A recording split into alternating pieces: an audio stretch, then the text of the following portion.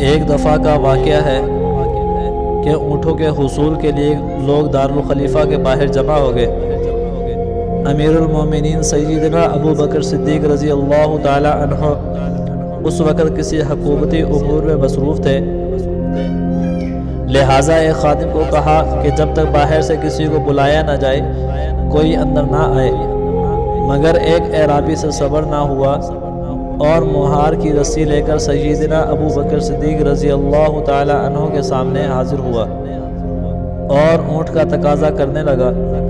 آپ رضی اللہ تعالی عنہ نے بطور تعظیم اسی کی مہار سے اسے مارا۔ وہ شخص چلا گیا۔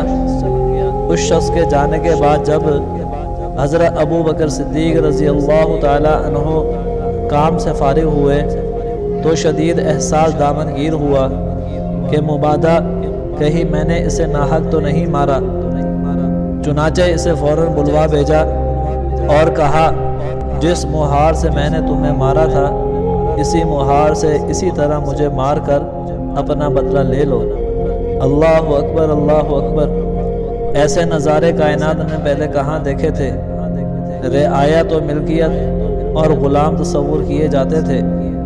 سیدنا عمر رضی اللہ تعالی عنہ نے فرمایا، یا امیر المومنین، اس شخص نے حکم عدولی کی تھی، آپ نے اسے صحیح مارا تھا۔